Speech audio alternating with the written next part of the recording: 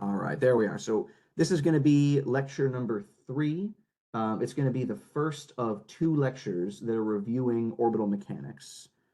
So I'll go back to sharing my screen here. Bop, bop. There we go. Hopefully everybody can see this okay. So like I mentioned before we started recording, it's definitely necessary for us to know the basics of orbital mechanics and how to describe the motion of orbiting vehicles before we really move on and talk about, navigation and other things in this class. So this class is built on the back of, an undergraduate level spaceflight mechanics course, like the sort that you might take at RPI, for example. I think oh my God, has it been long enough that I've forgotten? Main 4100, right? Spaceflight mechanics. Don't quote me on that. Yeah, the spaceflight mechanics at RPI would prepare you for this. If you've taken spaceflight mechanics or beginner orbital mechanics at a different school, that would prepare you for this. Some of you, this might be your first time seeing this content. So like I said before, definitely don't hesitate to raise your hand, ask questions, tell me to stop. We'll go back and we'll be, thorough about this. I have absolutely more content than we could ever hope to cover in an hour and a half. I have 2 lectures earmarked to cover this, so we'll see. Maybe we get through most of it today. Maybe we get through half of it today. If we get through less than half of it, I'm going to be a little bit nervous, but we'll just see about that. Unlike last time, which was mostly words, like there was a lot of writing, this time it's going to be more of an equation dump. And so it's going to be more of derivations and not so much of the writing. So we'll see if people enjoy that. Okie doke. So what we're going to cover today, there we go, we'll start writing, is the two-body problem. Two-body problem. We're also going to cover specific angular momentum.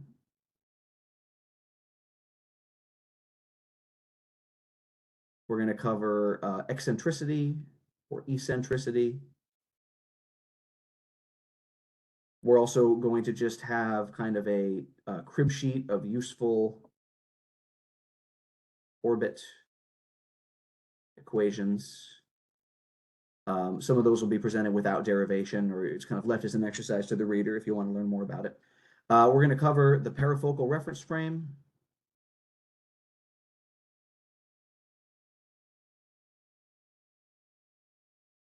We're going to cover Kepler's equations. Kepler was an interesting fellow, certainly. And then finally, we're going to talk about orbit elements. There we are. And maybe, just maybe, some of y'all have learned some of this content before, and this will be your second time seeing it, but it'll actually make more sense the second time around. So that's kind of the hope. So let's get started with the two-body problem. All right. So y'all might be able to guess what one single equation is the backbone for all of orbital mechanics. And I'll just take anybody that's feeling brave and shout it out. Very familiar equation. Everything else is built on the back of this. The law of gravitation. The law of gravitation is very good, but there's something even more fundamental than that. But it's the same person. So who came up with the law of gravitation? Newton. Newton, very good. And Newton had a bunch of laws, right? Wait, so it would just be force equals mass times acceleration then? Exactly. Newton's second law, force equals mass times acceleration, or written in a slightly more kind of grad school academic level, we're going to say the sum of the forces, which are vectors acting on some point P, is equal to the mass of some point P times the acceleration of P with respect to some Newtonian reference frame. Remember we talked about reference frames last time? Remember that N denotes a Newtonian or inertial reference frame. Y'all are going to get really good at reading my chicken scratch by the end of the semester, or I'm going to get better. So that's what this N denotes here. P is just some point P. Notice it's the forces acting on point P, the mass of point P, the acceleration of point P. This is just a slightly fancier way of seeing what you've already seen. Okay, great. So now what we're going to do is we're going to define a system. And let's be clear about what we're trying to accomplish here. What do we want with a two-body problem? We're going to answer this question. what equations, or in this case, it's going to be a single equation, but we'll leave it open to interpretation. What equations describe the motion of a point mass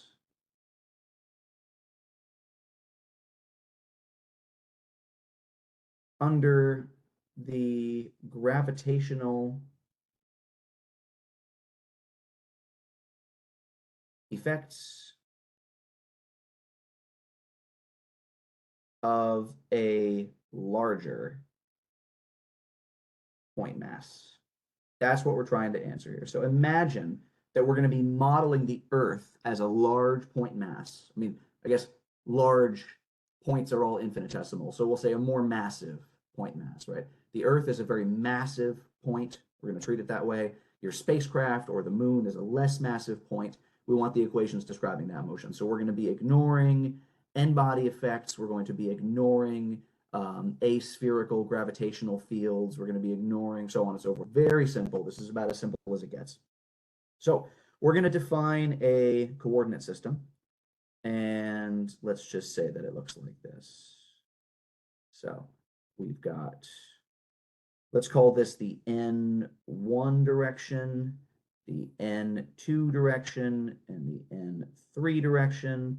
And you've got some point at the origin, which we'll call O.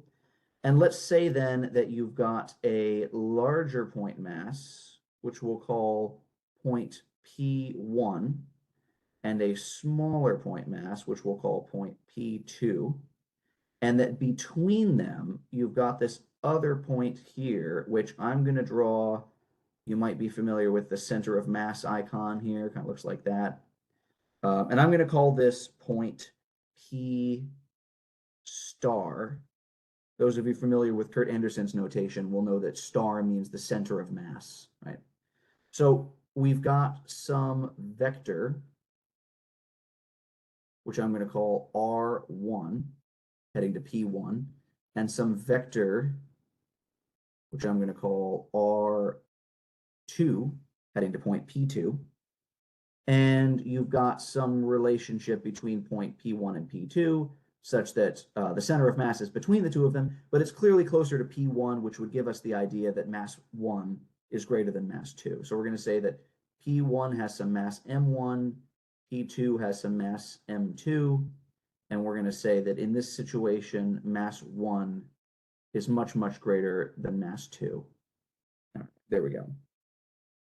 Now, in this case, how would we define the vector from the origin to the center of mass? So we're going to call that the vector R from the origin to the center of mass, OP star, is what? Well, it's going to be a weighted average. Some of you might be aware of this already. It's going to be the vector to the first point times the mass of the first point plus the vector to the second point times the mass of the second point.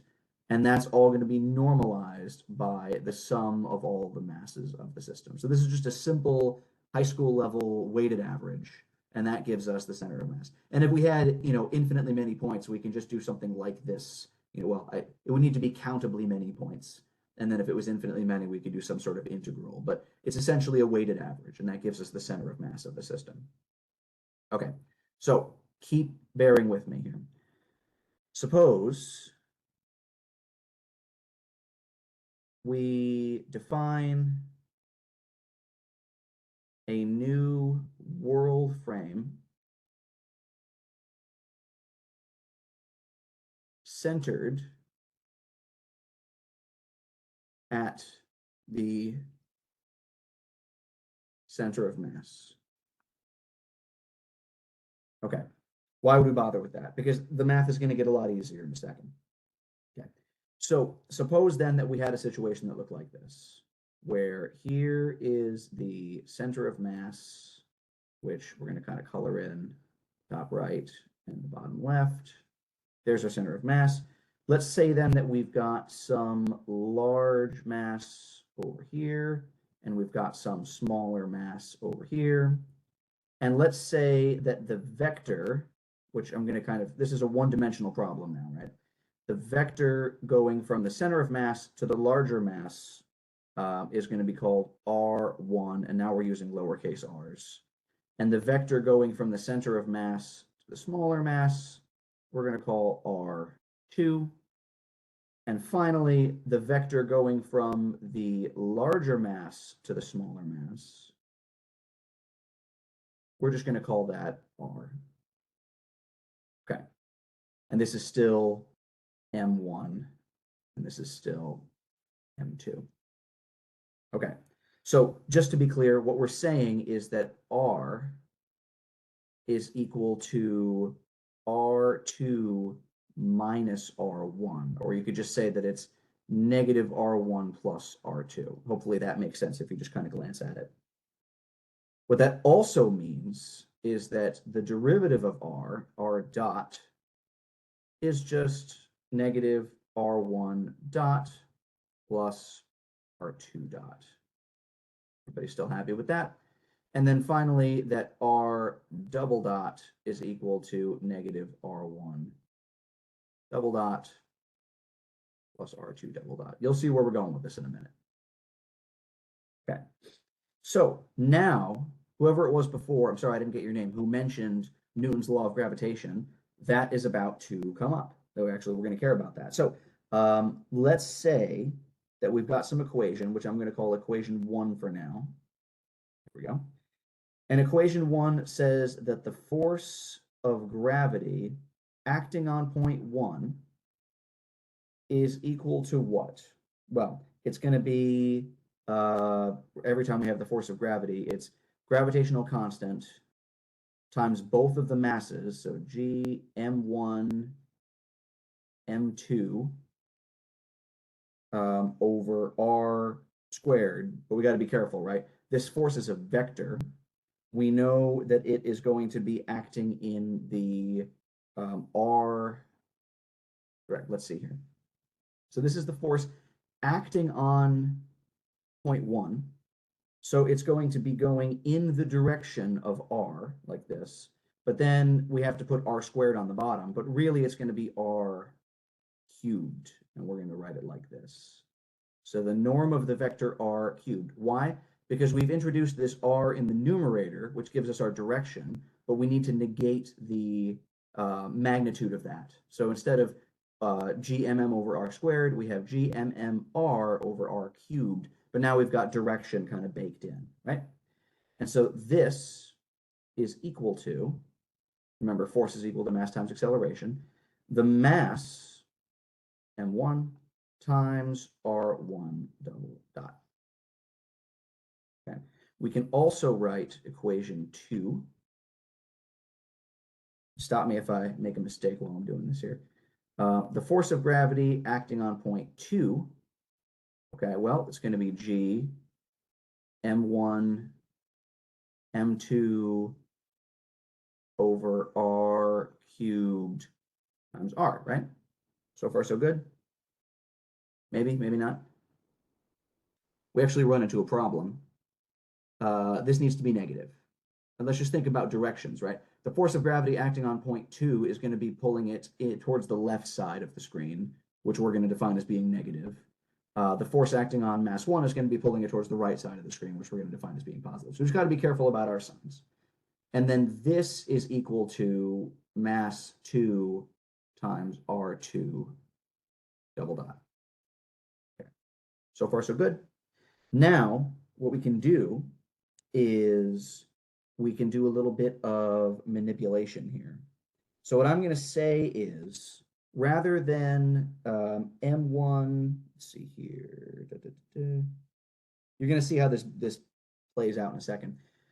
Let's say that this equation is really saying G M1 squared M2 over R cubed R is equal to M1, let's see here, M1 M2 for 1 double dot.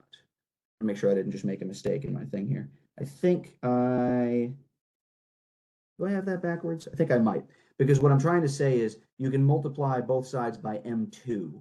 So yeah, I think I made a mistake in my derivation here. Let's fix that real quick.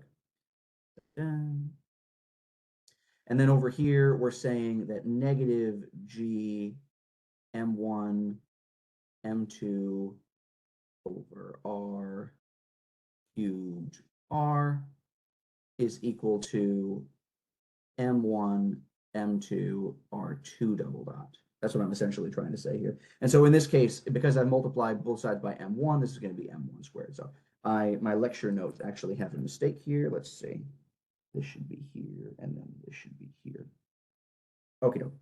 So now what we can do is we can actually combine these together, and we can say, all right, let's set this up so that we have equation 1, and we're adding equation 2 to it. What's that going to look like? It's going to be G M1 M2 squared over R cubed R. So this is equation 1, and we're adding equation 2. And then this is going to be minus G M1 squared M2 over R cubed R. And that's going to be equal to what? It's going to be M1, M2. I'm going to be driving you crazy with the capital and lowercase m. Sorry about that. And then this is going to say R1 double dot plus R2 double dot. Okay. So then, oh, I see what I did here now. All right, bear with me. My apologies. So I want to set this up so that the left-hand side is saying negative R1 double dot plus R2 double dot. And you'll see why in a second. So if this is negative, then that means this whole first term needs to be negative. So it's really not 1 plus 2. It's going to be negative 1 plus 2.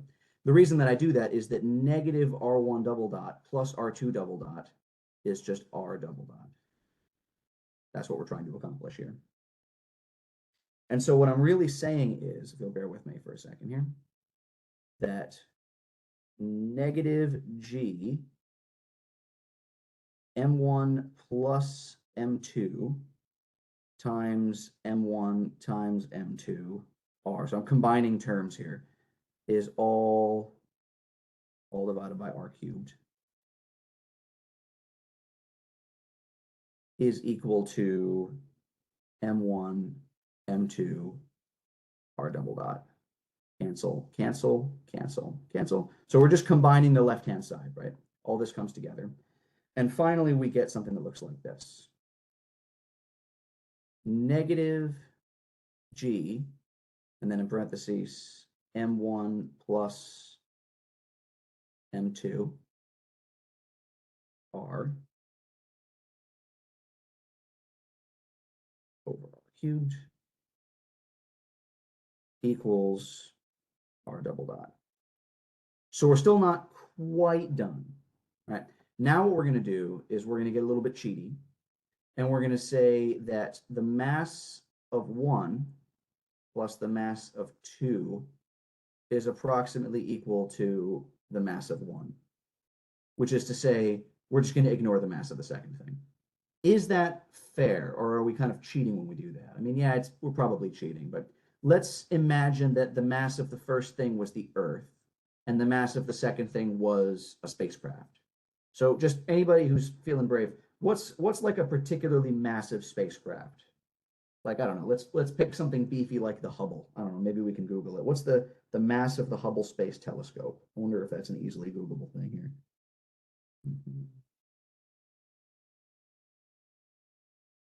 See here, Hubble is about 10,000 kilograms at launch. Okay. The mass of the Earth, you might see where I'm going with this, is 5.97 times 10 to the 24 kilograms. So for a particularly beefy spacecraft, it is many, many, many orders of magnitude less massive than the Earth. So we're going to say that for this particular analysis, M1 plus M2 is really just M1. We're also going to define a new term, which we call the gravitational parameter, mu, Greek letter mu, which kind of looks like an M, is defined as, and that's what our fun little hat here, G times M1.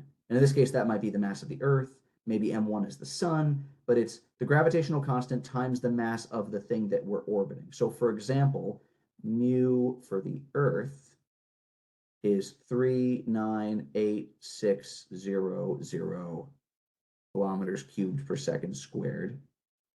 And double check me on the units, but that should hopefully make everything work out. And so if we have this, we're going to rewrite this equation as really saying negative mu over r cubed r is equal to r double dot. And that's what we're going to box. So this is our two-body equation, which is going to come back a lot in this class. So this is two-body equation of motion, EOM. Okay, so there were a few rocky parts where I got my signs mixed up, but hopefully everybody followed that. That was pretty straightforward. This equation should look a little bit familiar. Questions up to this point, or we're all feeling pretty okay about the two-body problem?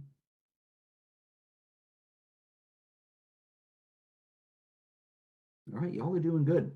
All right, so I'm going to start on the next thing. We're going to get through maybe one more page of math, and then we'll take a break, and then we'll come back, and we'll talk about some other stuff. So let's keep this party rolling here. So there's our two-body equation of motion. Next, we're going to talk about angular momentum, and specifically, we're going to talk about specific angular momentum.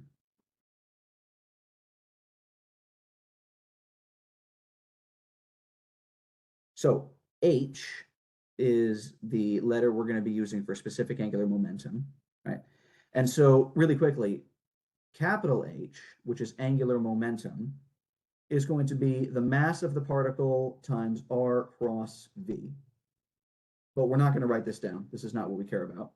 Little h, specific, is like mass independent, right? So we're going to be dividing by mass. So little h, specific angular momentum, is defined as r cross v.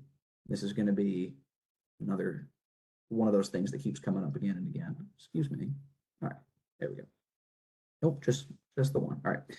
So specific angular momentum. We can kind of think about this for a little bit. Let's imagine that we are looking down on a planet, could be the Earth, and let's imagine that you have a spacecraft orbiting the planet. And let's say that that spacecraft is right here, and maybe it's got some solar arrays, something like that.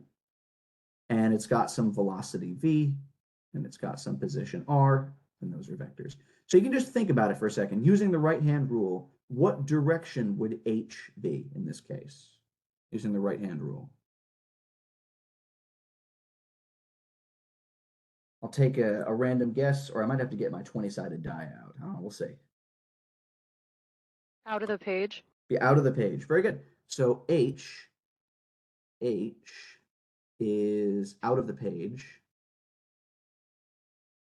And what you'll find is it's actually out of the page even if we clock the velocity around. So the velocity, if it was pointed over a little bit more to the left, more to the right, it's still out of the page.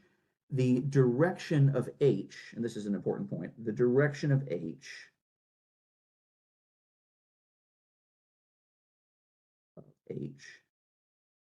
is always perpendicular to the orbit. So you can actually use H to define the orbit plane. The orbit plane is the plane perpendicular to H. So that's actually going to be, knowing the specific angular momentum is a very useful thing that we're going to have going forward. And also what's fun is we can do a little bit of math and we can prove something interesting to ourselves, right? So let's say that we wanted to take the derivative of both sides here. So let's say the derivative d of dt of h, well, that's going to be equal to what? Remember, it's the first times the derivative of the second plus the second times the derivative of the first, right? So this is going to be d of dt r cross v plus r cross d dt of v. Okay? Well, that's the same thing as, so the derivative of r with respect to time is just velocity. So this is really saying velocity cross velocity plus r cross acceleration, where we're going to say that velocity is r dot and acceleration is r double dot. All right, so same idea. So any vector cross product with itself, that's 0. What is r cross a? Well, a is the acceleration of a particle. A is r double dot, but wouldn't we just say that r double dot from the two-body equation of motion is negative mu r over r cubed? Right? That's the same thing. Let's just scroll up to make sure I didn't screw that up. Negative mu r over r cubed. Yep, very good. So let's clean this up a little bit. What we're really saying is that the derivative of h is equal to the vector r cross product with negative mu over r cubed r, which is the same thing as negative mu over r cubed times r cross r, which is again 0. So what this means is, so therefore, so these 3 dots means, therefore, d dt of h equals 0 if the two-body problem holds.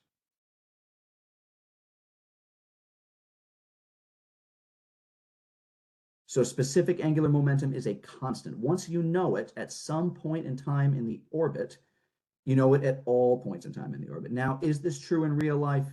No, because two-body orbits are not true in real life. But like we said before, all models are wrong. Some models are useful. We're going to be modeling specific angular momentum as constant for most of this class. That's the idea. Actually, maybe I shouldn't say equals constant. I'm just going to say it is constant. It's going to be a little more precise. Oops, hang on. Bear with me. There we go. H is constant. All right, neat. So that's kind of the main takeaway here. And then also that H is r cross V. Super duper useful. That should go on your crib sheet. You don't need a crib sheet because you're not taking exams in this class, but this is definitely worth remembering. Okay, so that's specific angular momentum. Just have a very short thing about that. Next is orbit eccentricity. All right, so I'll leave this here for a second, right about there. All right, eccentricity.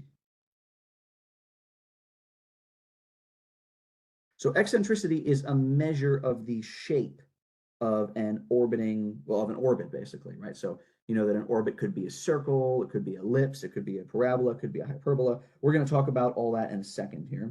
But we're going to start with a quick derivation. So there is an equation for eccentricity, and it's actually not just a number, it's a vector, which is really interesting. We're going to see that this is useful in a minute here. We're going to start with the two-body orbital equation, which looks like this. So r double dot is equal to negative mu over r cubed. You can see how this is kind of the backbone of most of the other stuff we're going to be doing today. There we go. And what we can do is we can take the cross product of both sides of this equation with the vector h. So r double dot crossed with h is equal to negative mu over r cubed r crossed with h.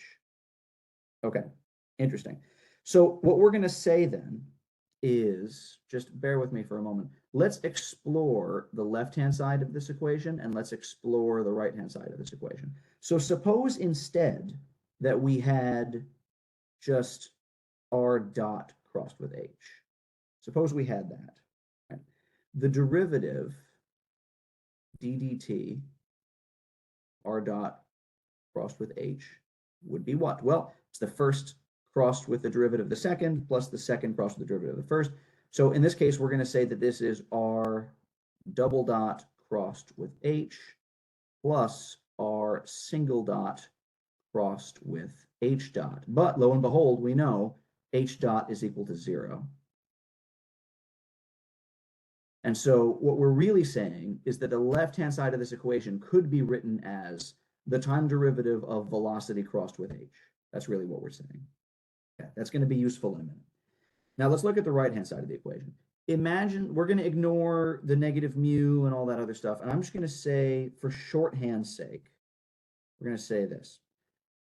R over R cubed crossed with H is equal to what? Well, it's the same thing as saying 1 over R cubed. And you know what? This is going to get a little bit cumbersome. I'm just going to say, let's define R without a vector hat over it as like that. So whenever we have a vector with a hat and then or not a hat, but a little arrow over top, and we drop the arrow, we're now talking about the magnitude of that vector. Okay.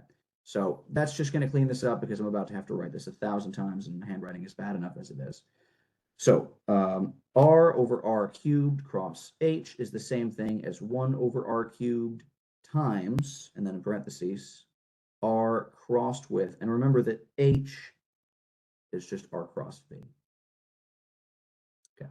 Why is that useful? Someone might remember that when you have a vector cross product with another vector, cross product with another vector, we can use a kind of a vector identity called back cab. And so that looks like this. A crossed with B cross C, those get vector hats, is equal to back cab. So that's B times, in parentheses, A dot C plus C, and then in parentheses, A dot B, back cab. So I remember that. Oh, hang on. Minus. There we go.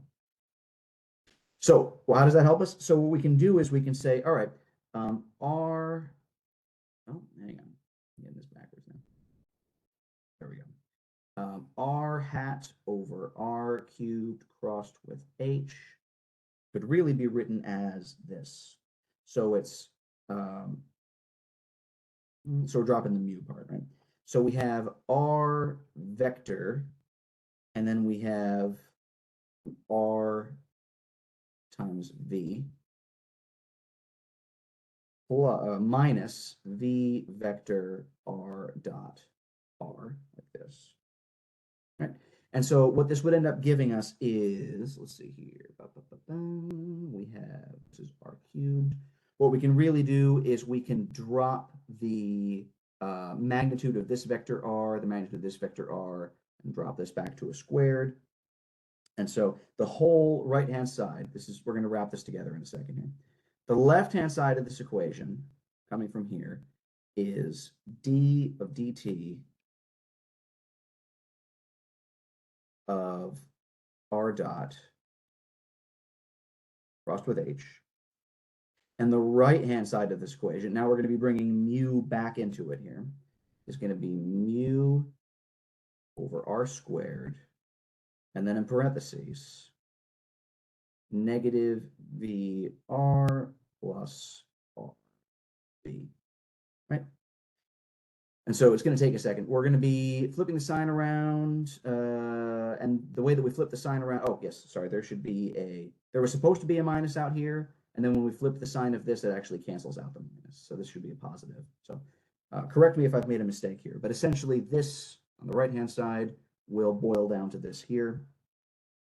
And now the whole right-hand side, we can take one more step. Continue to bear with me here. So this is really saying d dt of r plus h is equal to, so this is really saying the derivative with respect to time of mu r over r. And so we'll take a second to prove that to ourselves, right? When we have a fraction like this, it's going to be the derivative of mu r over r with respect to time. R as the vector, then we have to take care of that. And then we also have r as the scalar in the denominator. What is it? Low times the derivative of the high minus high times the derivative of the low, all over low squared. That's essentially what we have here. So the left-hand side, which now is a derivative, is equal to the right-hand side, which also is a derivative. And the reason we bother with all this is we can now say that the derivative with respect to time of, and then in parentheses here, r dot crossed with h, which let's just tidy this up and write v. It's going to be a little bit cleaner if we do it that way. Velocity crossed with h minus, right? So if we were to move this to the other side, it would be mu r over r, like so. And all of this is equal to 0. So v crossed h minus mu r over r, all of that derivative equals 0. Hopefully everybody agrees. That's the same thing as we had one line above. What that means then is that v crossed h minus mu r over r is some constant, which we're just going to define as c, which is a vector. Hopefully we're clear that that's going to be a vector. We have a vector crossed with a vector minus some scaled vector is going to give us a vector. Finally, what we can do is we can divide everybody by mu just to make things a little bit cleaner to work with. And we're going to say that v cross h over mu minus r over r is also a constant, right? We're dividing c by mu in this case. That is going to be defined as the vector e, which is our eccentricity.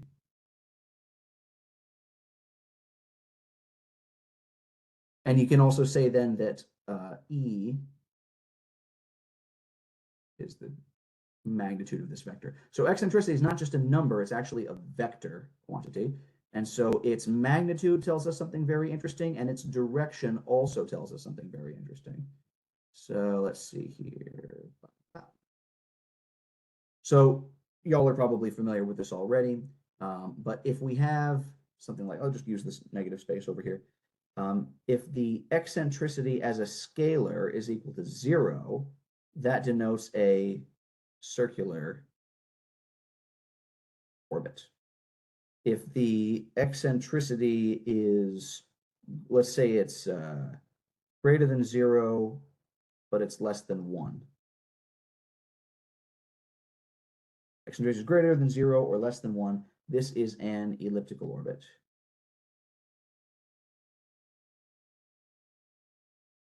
Okay.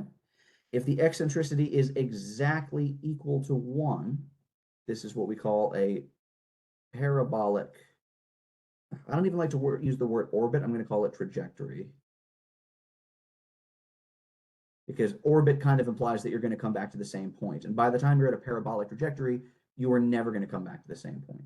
And if your E is greater than 1, you have a hyperbolic trajectory.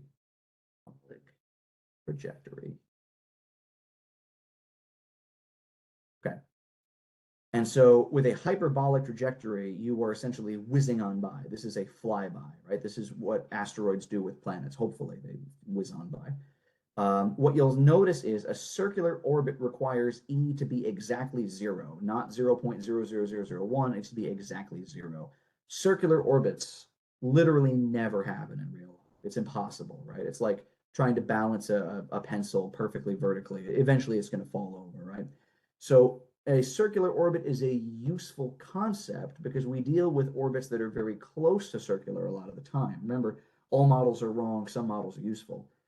E equals 0, circular orbit is a useful model that we will come back to, but pretty much all orbits are either elliptical or hyperbolic. And same thing with parabolic, right? You're not going to balance on the razor's edge. You're never going to get an eccentricity that's exactly 1, not 0.9999 or 1.0001. You're really going to be dealing with elliptical or hyperbolic. So as we move forward, we're going to be talking about elliptical trajectories and hyperbolic trajectories, and we might very rarely run into an equation for a circular orbit, but almost certainly never something for a parabolic orbit. And then let's just kind of, maybe we'll use this space up here. So to make some sense out of that, right? Let's say that you've got some massive body like this, right? And let's say that you could orbit this as a circle, right? And so this would be a circular orbit, or you could have an elliptical orbit. So let's say that you pick one point and you just stretch it out, right? So now, you know what? I can do slightly better than that. Let's tidy that up a little bit. So just gonna bring it out here. That's slightly better. I'll take it.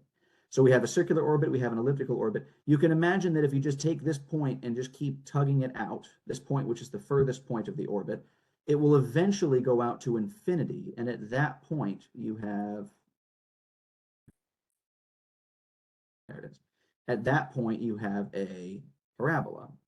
So it's going to come in this way, fire off this way.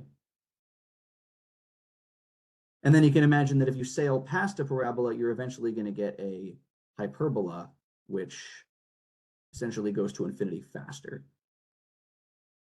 There we go.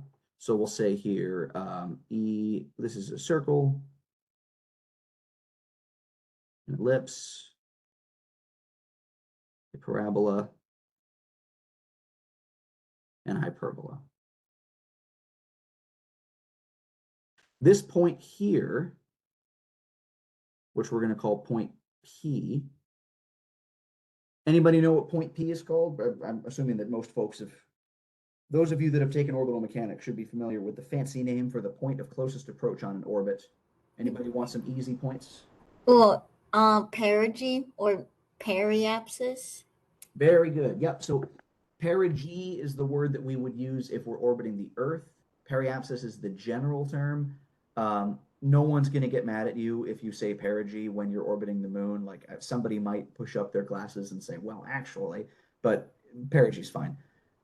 There is technically a fancy name for the point of closest approach and the point of furthest approach, which is called apogee or apoapsis. If you're orbiting the sun, it's perihelion. If you're orbiting Mars, it's periarian, which I think is kind of funny. Perigee's fine, periapsis is fine, whatever you want to do. Perilune for the moon. What's interesting is the vector E points from the center of mass to the direction of closest approach, or to the, essentially, the vector E points from the center of mass to the point of perigee. It actually points through it out into space, right? So the magnitude of E tells us the basic shape of the orbit, but then the direction actually gives us some information about the orientation of the orbit. So we know something about its point of closest approach, which is very, very interesting and useful. Okay, so we've been going at it for almost an hour. I think we're at a good spot where we can maybe take a 5 to 10 minute break if you want to go get a glass of water. Any questions up to this point? Otherwise, we'll come back at, let's say 6:57. We'll keep talking about space.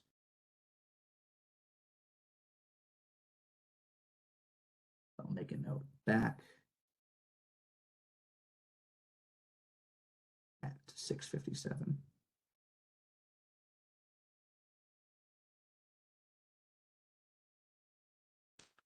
There we go.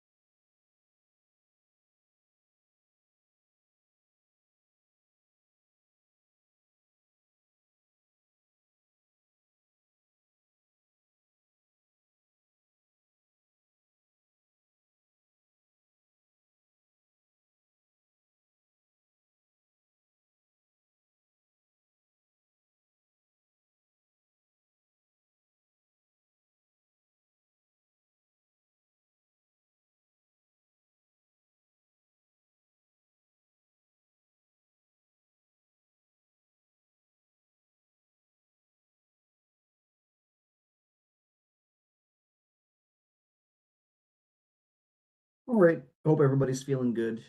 We're gonna get back to it in a minute here. Let's see. Gonna make a little space.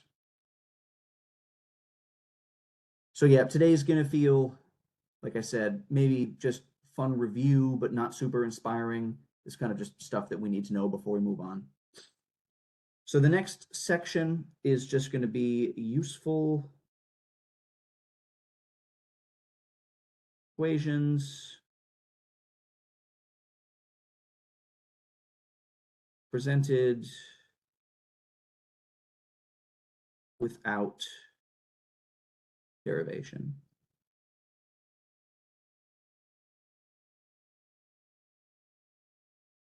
All right, so we're going to start by drawing an orbit, and we'll see how this goes. All right, so looking for a big ellipse. That's kind of half of an ellipse. And okay, it's actually not bad. And draw. Not terrible. Not terrible. And we're going to say that this point here, F, is the focal point of the orbit, and that this other point here, F, is the other focal point, right? Because an ellipse has two focal points, kind of by definition. We're going to say that F is the point of the, the center of the massive body about which we're orbiting. And then the other focal point is some kind of arbitrary point in space that's just kind of mirror imaged. And we're also going to say that this is symmetric, and that for a circular orbit, F and F prime are actually the same point, right? And that for parabolic, F prime kind of goes off to infinity. That's sort of the idea here. So we're going to say that this distance here is what's known as the semi-major axis A, and that this distance here, and these are just definitions of ellipses, right, is the semi-minor axis B. We're also going to say that there's some point A here and some point P here. Further, the vector E fires off in this direction. And so we know that A is the point of the furthest distance. So when you're at A, you're as far away from the Earth as you're ever going to be. When you're at P, you're as close to the Earth as you're ever going to be. So P, like we said before, is periapsis or perigee or perilune or perihelion or so on. And then A is apoapsis or apogee. You can kind of imagine how this is going to go. Or apolune or aphelion. But it's the furthest point, right? Actually, this should be I'm sorry. This should be a capital A. Let's get our story straight here. Wait, come on now. There we go. Trying to indicate that's a capital A, because lowercase a is what we're going to be using for the semi-major axis. So I don't want to get ourselves confused here. So this is a capital A. Okay. What we're also going to say is that there might be some orbiting body right here. And this is that familiar vector R that we talked about before, right? From the central massive body to the smaller orbiting body. And there's also going to be some angle here, theta. So you can imagine that as your spacecraft is orbiting the Earth, it's tracing out this ellipse in space, and theta is clocking around this point F. That's essentially the idea here. Okay, so what we can say is, and this is just a fun equation which was derived in spaceflight mechanics, and you might find this interesting, is that R, and this is the scalar R, can be written as a function of theta, and that function looks like this. H, and this is the scalar H, over mu 1 plus E cosine of theta. And you can actually rework this equation to say that theta, as some function of R, is negative cosine inverse H squared minus R mu over r mu. But in this case, you have to be very careful to do a quadrant check.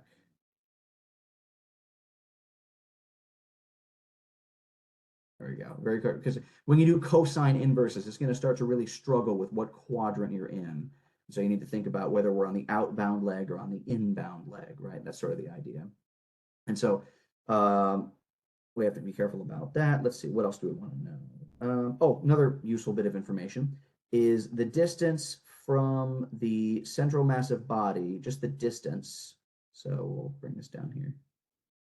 The distance from the central massive body to the point of apogee, we're going to call that RA, and the distance to the point of perigee, we're going to call RP. Okay, and so maybe I'll drop some more lines down here so it's more obvious what I'm talking about. I think it's pretty straightforward.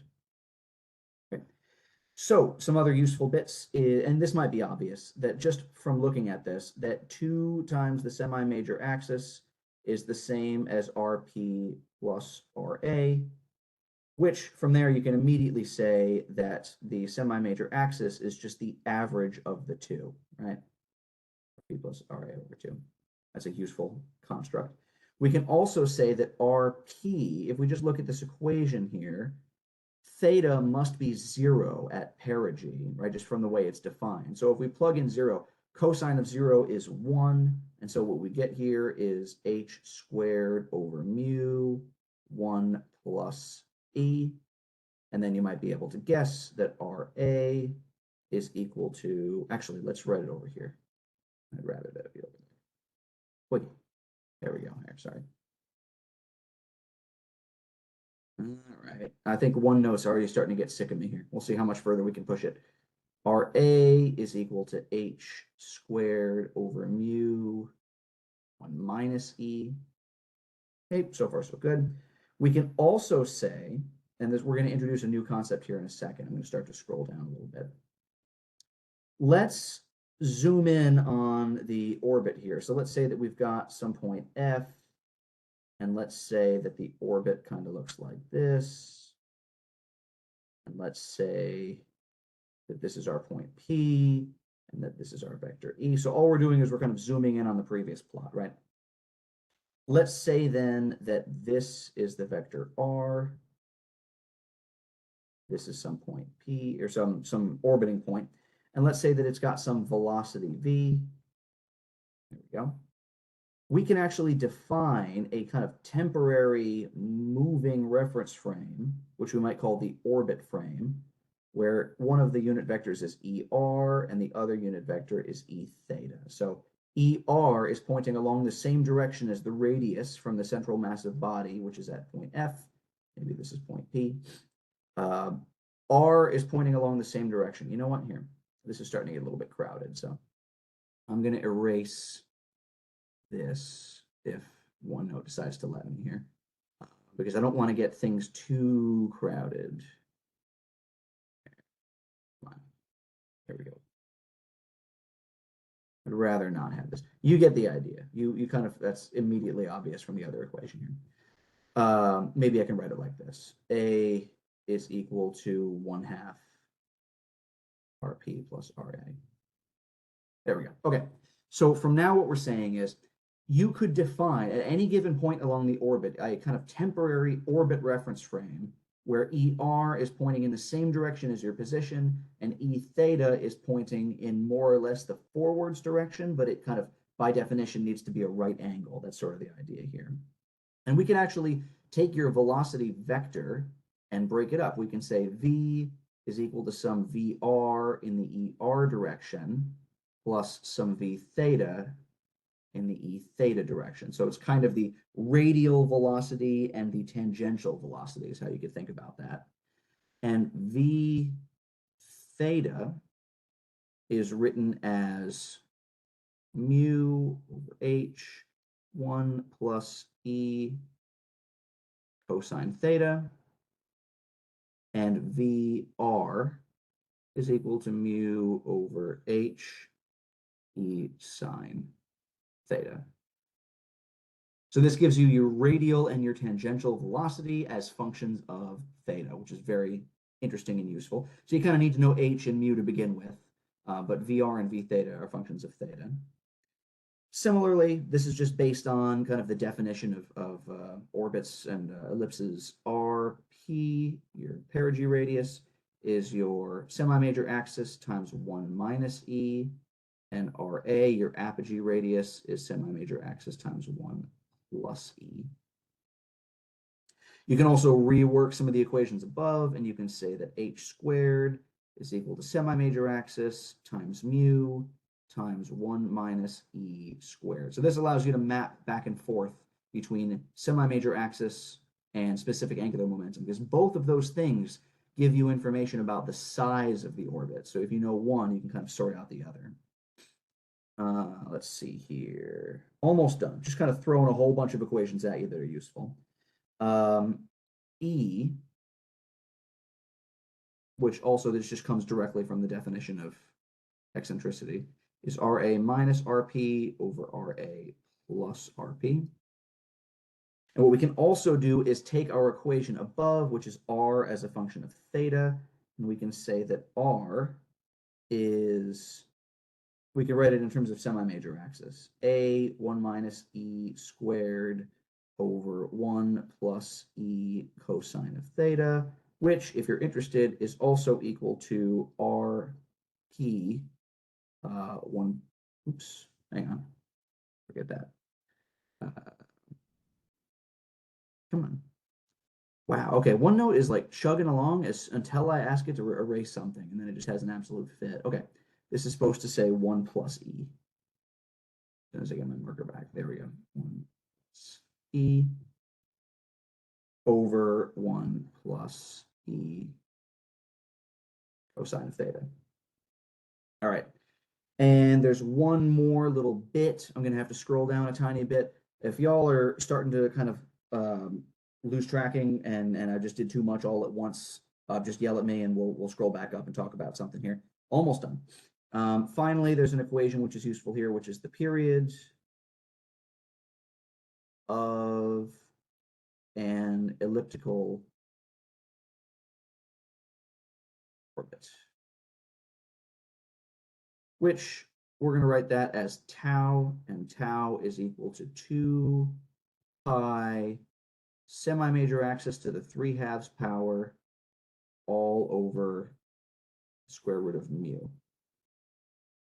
And you can derive this. You can derive all of these things. This is essentially just kind of a crib sheet dump that I'm throwing at you here. And here's a whole bunch of useful information. I'm going to scroll up just a tiny bit here. There we go. And so we're going to pause here for a moment. Essentially, the motivation behind this part is in my spaceflight mechanics course notes, I had one page that I just kept flipping back to because it had so many little useful nuggets of information. And this is that, essentially. So everything in here is something that if you wanted to, you could go look up and determine where it comes from. I'm just kind of throwing a crib sheet at you. Whereas the next section where we talk about the parafocal reference frame, and then the section after that where we talk about Kepler's equations, I'm actually going to do a little bit of a derivation there. So thank you for putting up with me while I just throw these at you. But do any of these relationships seem absolutely wacky, or do you think I maybe made a mistake, or want to chat about any of these, or we're good to keep going?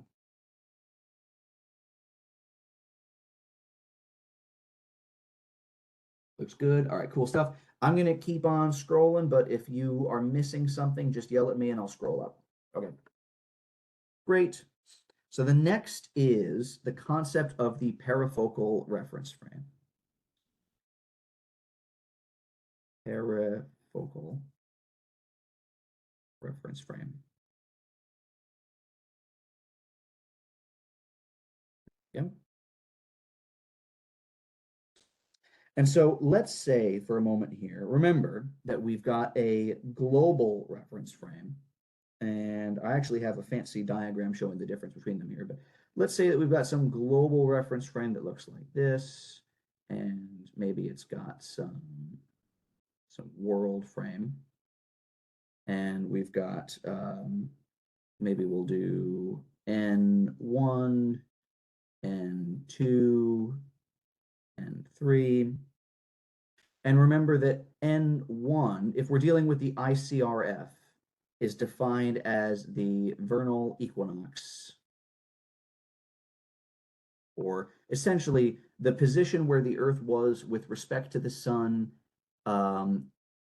Actually, that's not quite right. So the vernal equinox is the intersection of the eccentric, the equatorial plane and the ecliptic plane. So it's the intersection between Earth's equator and the plane about which it orbits. And the Earth is along that intersection at the spring equinox and at the fall equinox. That's essentially the idea there. And so the direction of the spring equinox is always changing because the Earth's equator is always kind of wobbling a little bit, and its orbit is also a little bit eccentric. But the vernal equinox, which is that direction at the J2000 epoch. So this is what we discussed last class. And this might seem a little bit confusing and arbitrary. It is essentially just the X direction, how it's defined and the exact stars that we use to measure it and so on and so forth is kind of beyond the scope of this class. For now, we're just going to treat that as the X direction. N3 is the Earth spin axis. And then N2 is just N3 crossed with N1, right? Because 3 cross 1 is 2. It's supposed to be an equal sign. So this is the ICRF frame, right? So this is kind of the world frame, ICRF, or the inertial frame. Sometimes we'll write this as the Newtonian frame. What we're interested in now is another frame which is inertially fixed and non-rotating, but it is actually lined up nicely with the orbit itself. That's what we're going to be dealing with here. So I'm going to draw another orbit ellipse. Bear with me here. Like this way, and come back up in. Good enough. Gets the idea across. Right. And let's say that you've got some point here, and we'll say that there's some spacecraft along point R. And we've already defined this kind of orbit frame, which has an ER direction and an E theta direction. Now that is by definition a moving reference frame, because when you come back in a few minutes, theta will change, R will change, ER will change, E theta will change. Those are changing things. The eccentricity is a constant. By definition, if you go back to the equations that we had before, eccentricity is a constant. And so what we can do is we can define a reference frame with some x-axis. We're actually going to use P. P with a little hat over it to denote that it's a unit vector is essentially the perigee direction, the P direction. And then what's going to be orthogonal to P? Well, it's going to be Q, because you should always mind your P's and Q's. And then there's also going to be a W, which is out of page. So you can imagine with your right hand, P cross Q is W. This is the parafocal reference frame. And we can get this very straightforwardly from stuff that we already know. Oh, hang on, there we go. So we can say that P is defined, oops, OneNote's getting to do that thing where it starts crashing on me here. Let's see if we can run out the clock on this thing. P is defined as the eccentricity vector normalized. And W, which we talked about this before, is defined as, remember, the specific angular momentum vector is always pointing out of the page. It is always out of plane with the whole orbit. So all we do is we just shrink it down so it's a unit vector, and we get W. And then Q is just W crossed with P. That's the idea. So Q just completes the right-handed system. And this is also a definition. And so all of this is the parafocal reference frame. It is inertially fixed asterisk, right? Because really You know, the E being fixed and H being fixed are both assuming it's a two-body orbit. They're both ignoring, you know, n-body perturbations, yada, yada. But for the purposes of our class, we're going to treat the parafocal reference frame as being inertially fixed, and it is related to the Newtonian frame by a attitude transformation matrix. And we're going to talk about attitude representations in a couple of classes. For now, T, just bear with me for a minute. We're going to write it like this. T from N to PF is going to be written like this. P1, P2, P3, Q1, Q2, Q3, W1, W2, W3. And this is essentially just saying this. It is P transpose, Q transpose, W transpose. Yeah. And this is the attitude transformation matrix, which maps from the Newtonian frame to the parafocal frame. That's the idea. Attitude transformation matrix, also known as a direction cosine matrix. Some people call it an attitude matrix. Some people call it a rotation matrix. That's actually wrong. We're going to get into the splitting hairs about what type of matrix is what when we get to those lectures. But for now, this is a 3x3 matrix, which will take you from the Newtonian frame to the parafocal reference frame. And so what I would claim is, and you can check me on this, that if you have a vector R, and so let's say that R is some vector that looks like this, R1, R2, R3 in the Newtonian frame, or that could be the I frame or the ICRF frame. And you multiply this by the direction cosine matrix or the attitude transformation matrix that takes you from the Newtonian frame to the parafocal frame. What you're going to be left with is the same position, but expressed in the parafocal reference frame, which I'm going to write as x, y, 0. Why not x, y, z? Any takers as to why I didn't write x, y, z? Why did I write x, y, 0? The 0 in the A W. spacecraft located out of the plane of its own orbit.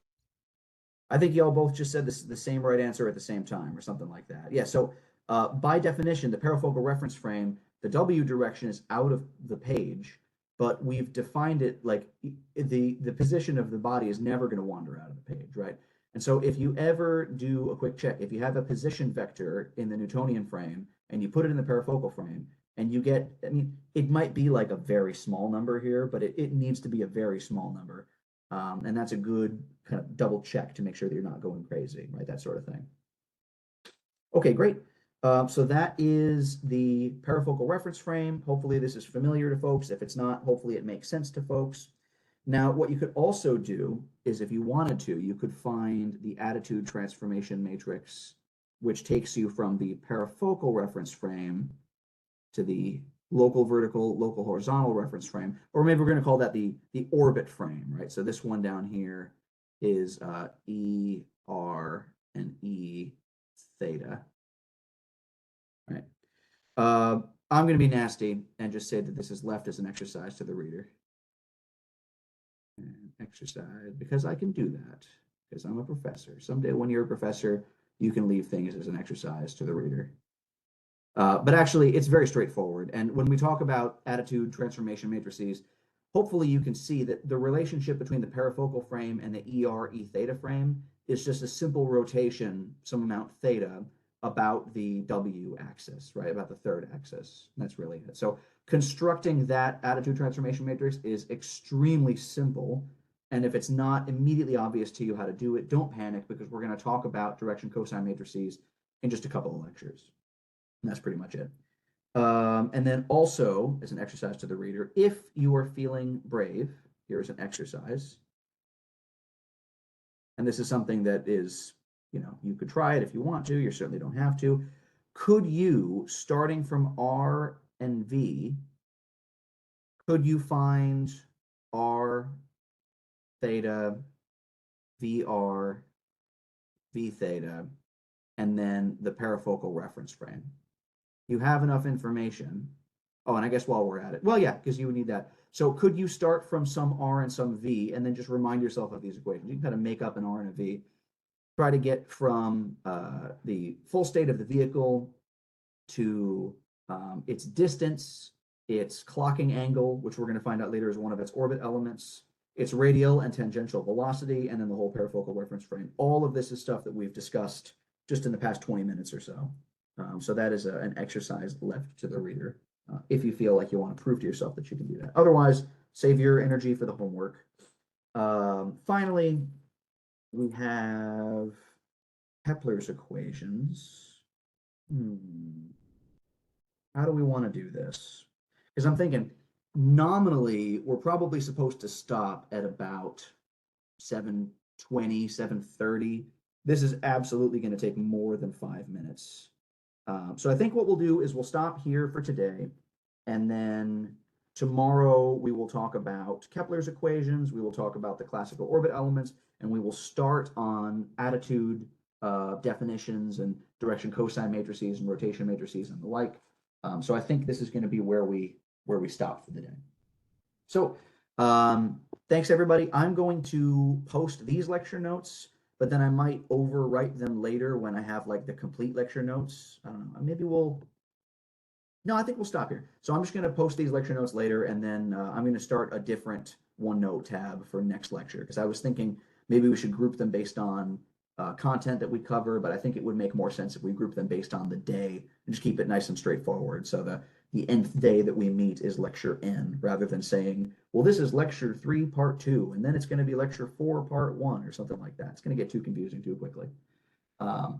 Okay, so I will stop sharing screen, and I'm going to stick around if anybody has any questions. I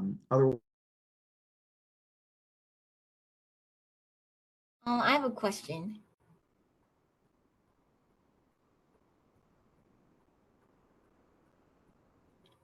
Oh, I think you cut out. Oh, I think I heard that you tried to say something and it didn't. Yeah, could you say it again? Oh, I cut out. I said I had a question. All right, what do you got? Did we go through enough lecture to start the homework 1? It is something that you could take a crack at. I think you're definitely going to need the Kepler stuff to really get far through it. But you could definitely start at this point. And then if anything doesn't make sense, then you can kind of come back to, Monday's lecture with renewed fervor for learning from the material. Okay. But yeah, you can go ahead and start basically. Okay. Thank you. Absolutely. I'm going to stop the recording, but I'm going to stick around and keep answering questions.